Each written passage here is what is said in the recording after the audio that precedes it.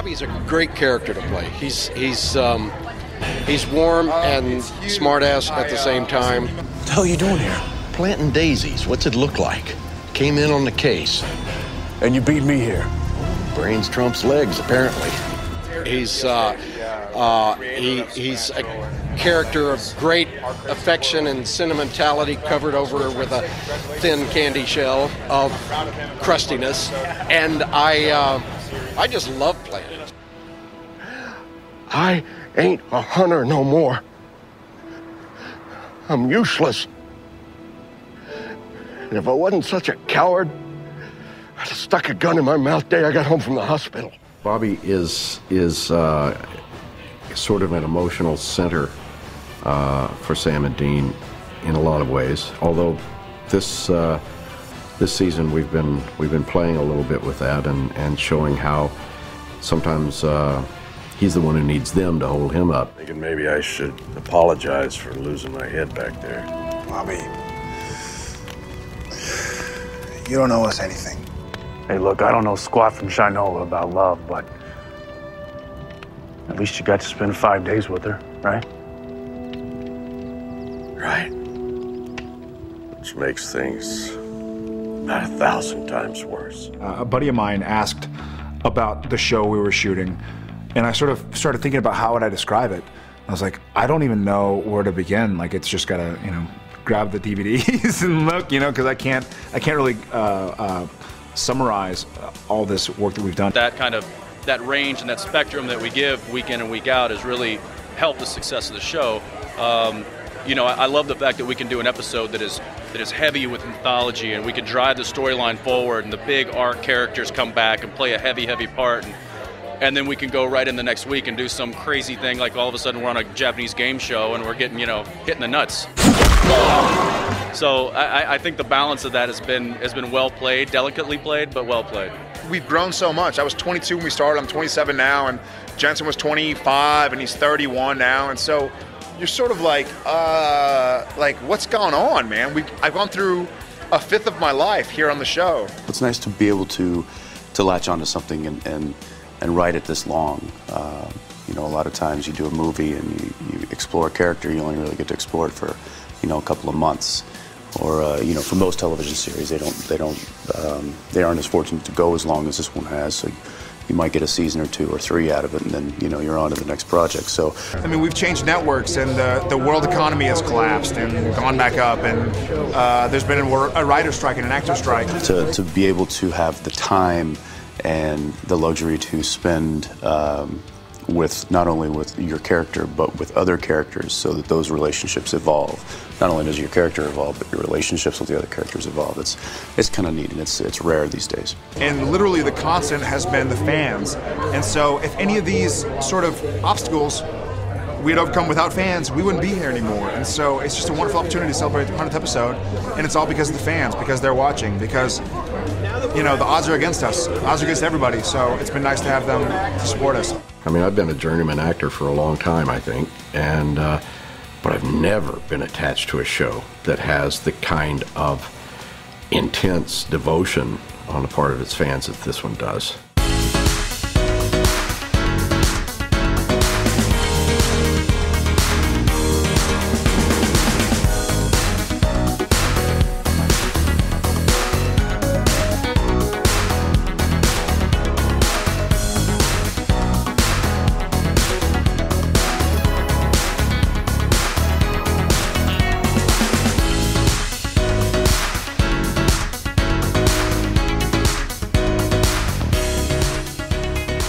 It gives me great pleasure now to introduce to you a woman who has been a real champion of our show, an ardent advocate, the president of CW Entertainment, my long-term friend and colleague, Dawn Ostroff. We never know what we're going to get every single week that we get a cut. And I have to say, when you speak to people who are Supernatural fans, everybody has a different favorite episode. You can't find people who have the same favorite episode because it's a different creative experience every week.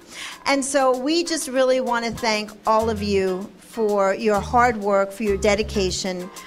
day in and day out. One note about Kim Manners. You know, I too worked with Kim many years ago, and I know that he was a huge asset to the show, and that he is greatly missed here. We just want to thank everybody from the bottom of our hearts. We are proud to have the show on the network, and we thank you all. Bob. Okay, I'm supposed to introduce Bob. I didn't know that. I'm sorry. Okay, so Bob, please come on up and address your cast and crew. And we greatly miss Eric, and we wish him well.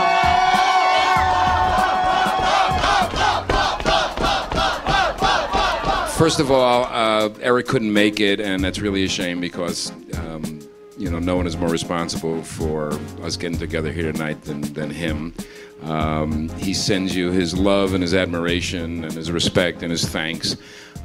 He'll make it up for the rap party and drink double that night, so it'll be okay. On a personal note, I have, when this show is done, whenever that'll be, I will have made some lasting friendships, and those friendships will endure when the specifics of some of the shows, the memory will dim. Of course, when you get to be my age, yesterday's memory dims. So, but be that as it may, I feel like this is a second home to me, and I just love each and every one of you, and thank you for the dedication that you've given us.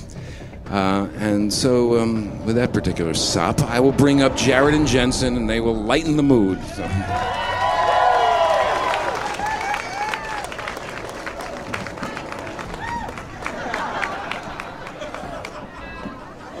There you go, buddy.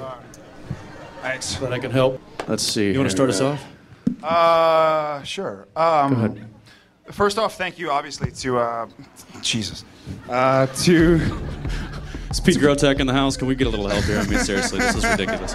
Y'all guys have been the salt of this production, and I really hope and pray that you guys understand that this is your doing. We're puppets that say the lines that our brilliant writers and producers and directors tell us how to do it and how to say it. And we have our input, but you guys that are here tonight are really the true reason why we made it this far. And thank you. And please, please, please, tonight is a celebration of y'all. So, thanks. Spoken like a true Texan. Very nice. Yeah.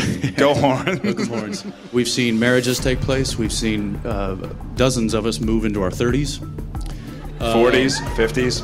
It really is a family. And you guys, I can't thank you enough from the bottom of my heart for making an outsider and feel as welcome and as humble to be a part of something this great every single day. It really, there's just aren't words.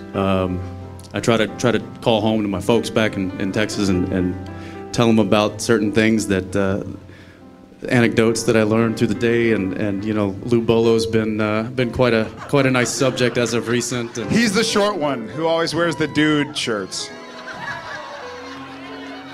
But it really is. I mean, it's unexplainable what you guys mean to me and to us, and I can't thank you enough. And to the guys down south too. The leaders that lead this show behind the curtain. Peter and Don and Eric and Bob and McJizzle and PJ. Yeah, the guys at Wonderland. Thank you. To the late and absolutely great Kim Manners. So here's to 100 more. Everybody, cast and crew. The guy who plays the angel, I forget his name, but Jim Beaver, obviously, and the wonderful cast. Somebody start the music, for crying out loud. Start the music. Get me out of here. All right, guys. Thank you. Cheers.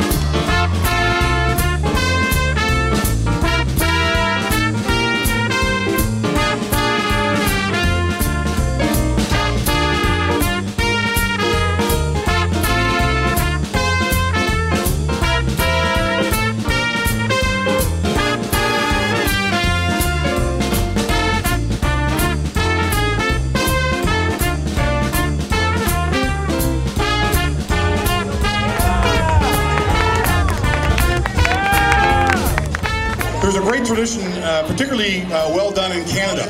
It involves having banners. And I thought it was appropriate that this show deserves some banners for its stage, much like you might retire a hockey number at one of your hockey arenas here. So tonight, these 3 banners are going to be hung on one of our stages. Next week, we'll have a banner hanging ceremony. I'd like to reveal them. I think they're all self-explanatory. They're well-deserved, and I hope you enjoy them. 1, 2, 3. So we had a People's Choice Award banner made up, and instead of just the one, they had the 100th episode banner made up, and then we had a Hall of Fame honor to Kim Manners, who passed away last year, and still a hole that we still have with us. And it was kick it in the ass. That was what Kim always used to say. If you are working on a genre show for 5 seasons, you're doing it because you dig monsters and blood and guts and emotional stories with guns and knives. And it's good to be sure about that. And I credit Kim with helping me kind of get that straight in my head. It's hard to believe that we've done this 100 times, and I remember every single episode, and they're all kind of a version of our children, and some are beautiful children and some are ugly, deformed children. But they're all our children, so it makes you emotional and amazed, and you kind of can't believe where the time's gone, and it is. It's like watching your kids grow up and get bloody.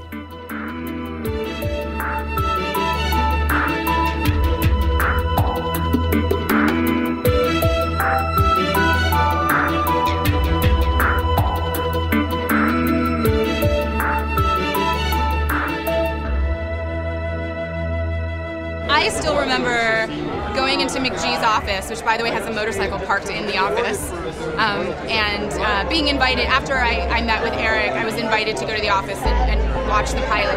I remember watching it and thinking at that moment, this is a cool show and it's going to be on for a while. Well, it's a great story. It's been around since the beginning of time, right?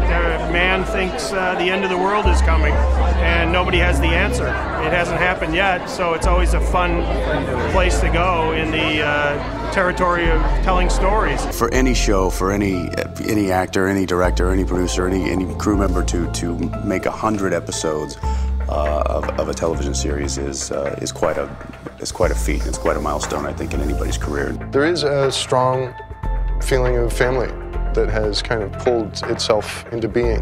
I look back at it fondly, that's for sure. Hopefully it doesn't end that soon. We'd like to keep going and tell this story, but if it ends sooner than later, then it's a chapter. It's like a great book that you'd like to read again sometime, you know? I mean, you really felt like the family got together, and you know, it was like a 50th wedding anniversary or something. It was just kind of a special time for all of us.